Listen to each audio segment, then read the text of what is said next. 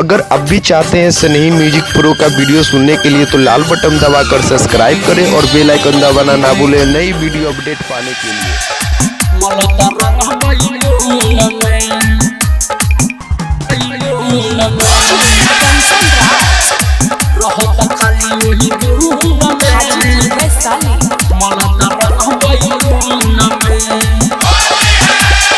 अरे देवरा के बिगड़ल बाटे रहनिया रही रही देहिया पर फेंक देता पनिया फेंक देता पनिया।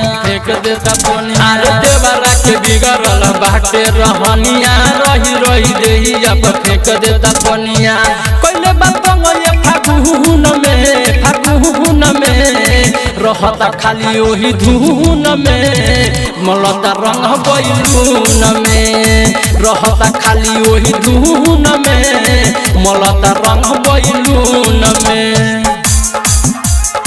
रहता खाली ओही धुन में डायनामिक रिकॉर्डिंग स्टूडियो छौड़ा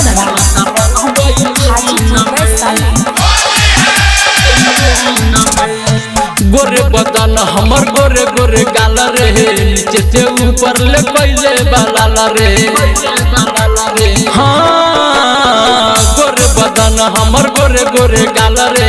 नीचे से ऊपर ले पहले बालाल रे तो कोना डहरे धके लगहरे बटे बहुत जुनून में रहता खाली ओही धुन में मलता रंग बैलून में रहता खाली ओही धुन में मलता रंग बैलून में मलता रंग बैलून में कंचन राज रहता खाली ओही धुन में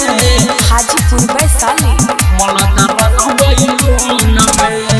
खैले बा मिटया जुटियले बदहारू रोय के भुइया में देता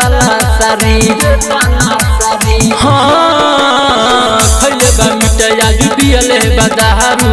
रोय के भुइया में देता सारी राजा अमित लौरी सोहन सजनवा पास बाए सब गुन में रहता खाली ओही धुन में मलता रंग बैलून में रहता खाली ओही धुन में मलता रंग बैलून में। अरे देवरा के बिगड़ल बाटे रहनिया रही रही देहिया पर फेंक देता पनिया। कोइले बात ये फागुन में रहता खाली ओही धुन में मलता रंग बैलून में रहता खाली ओही धुन में मलता रंग